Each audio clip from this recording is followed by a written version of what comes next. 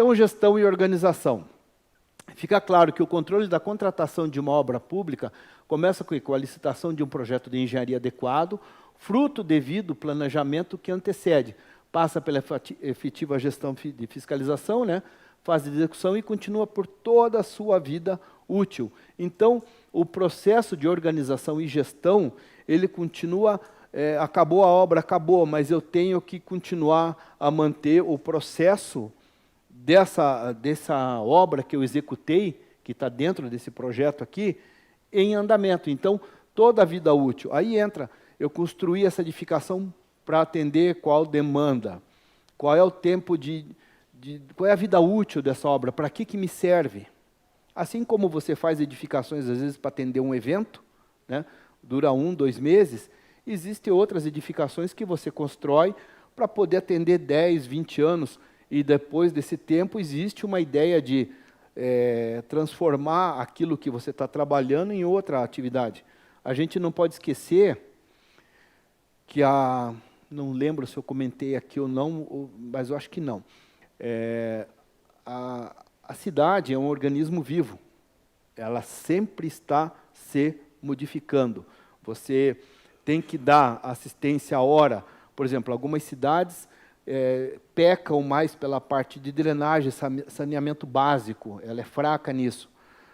Outras cidades prezam mais, precisam mais, quer dizer, da educação e da saúde pública, porque não tem, elas são fracas, então cada uma tem sua característica. E a partir do momento que você vai gerindo e superando esses problemas sociais, ou esses que você tem dentro do seu município, você começa a procurar outras preocupações ou outras atividades que possam melhorar o quê? A qualidade de vida, a qualidade da cidade. Então, a cidade é um organismo vivo que a tendência dela é progredir. Então, às vezes, você tem uma cidade que cresceu no extrativismo vegetal, quer dizer, derrubando árvore para poder crescer, com madeireira e tudo mais, aí chega um ponto que, se acabar a madeira, a cidade acaba? Não, ela começa a buscar outro foco. A cidade começa a se reinventar, às vezes muda até o plano diretor da cidade em função disso. Tem cidades que cresceram ao redor, às vezes, de uma fábrica, de uma serraria ou de alguma coisa, aí você tem, daqui a uns anos, a cidade já está em outro foco, no foco comercial, ou agro, ou turismo, e você tem dentro da cidade aquela serraria velha. E como é que faz? Então, você tem que fazer o quê? Você tem que refazer todo a sua estrutura de construção para ver o que eu faço. Então, tudo isso se move, tudo isso tem uma realidade diferente a cada momento que se passa na cidade. É imperceptível, mas o processo da evolução do município, ele é constante. Não existe uma cidade que começou hoje e daqui a 50 anos ela está do mesmo jeito. Tudo modifica, tudo, tudo. Então, aqui, fazendo uma recorrência àquilo que nós já vimos, né, sobre obra pública, não vou comentar muito, porque a gente já falou sobre as necessidades. Se vocês quiserem comentar alguma coisa, porque aqui eu vou focar mais na parte de contratos, tipos de serviço, que como nós trabalhamos, por sorte eu consegui trabalhar os 2 eventos, então a gente tem bastante tempo e bastante material para se discutir e para poder trabalhar, certo? Se tiver alguma dúvida, não? Tranquilo? Não é o bode do almoço, pós-almoço, né? Não? Um pouquinho só.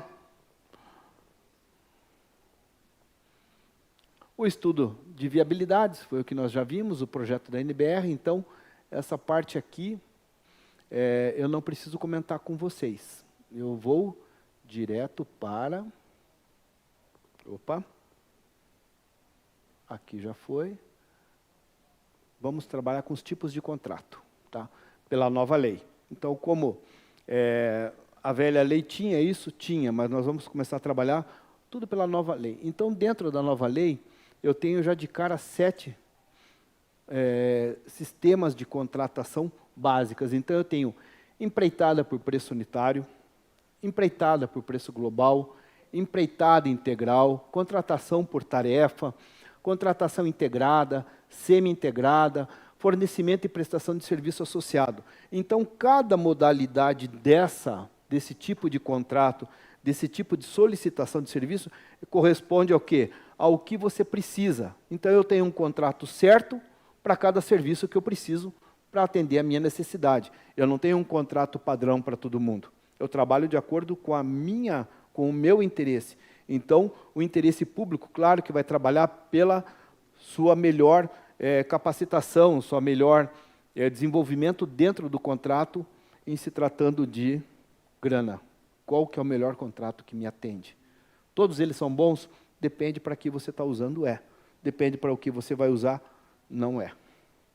Então, aqui, vamos começar pela empreitada de preço unitário. Então, qual é a definição que a lei nos dá?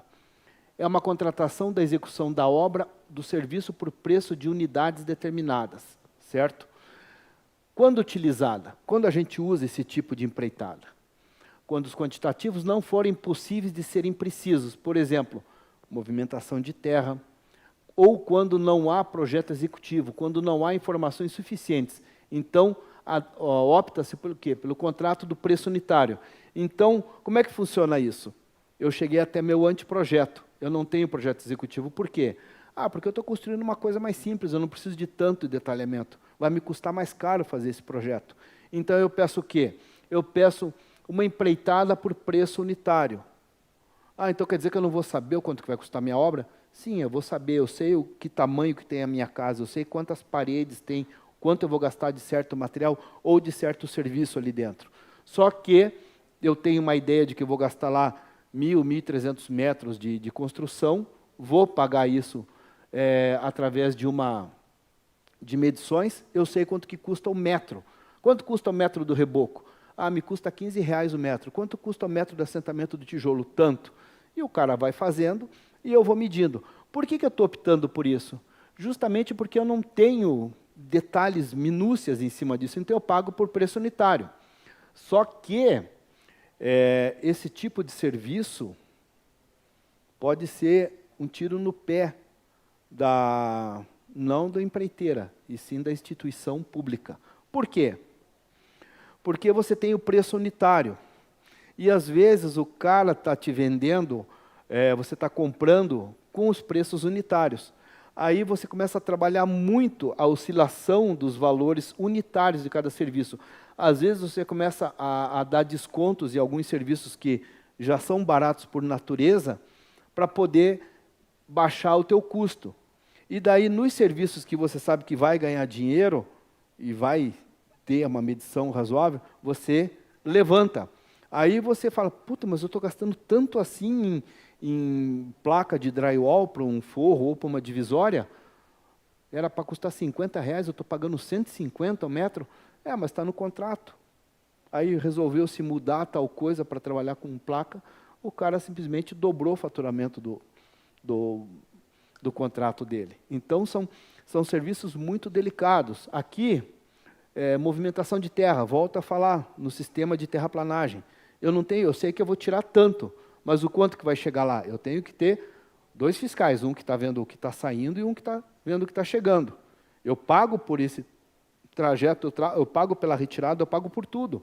Então, esse tipo de obra é como se você estivesse construindo uma casa e você pegou um empreiteiro, mas você não acertou por metro quadrado. Ele olha, o projeto tem 400 metros, ele te cobra lá R$800 mil e te entrega a casa. Não, você contratou o cara por dia trabalhado.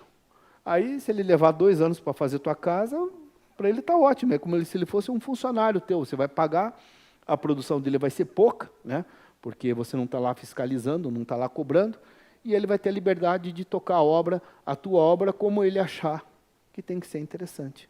Por quê?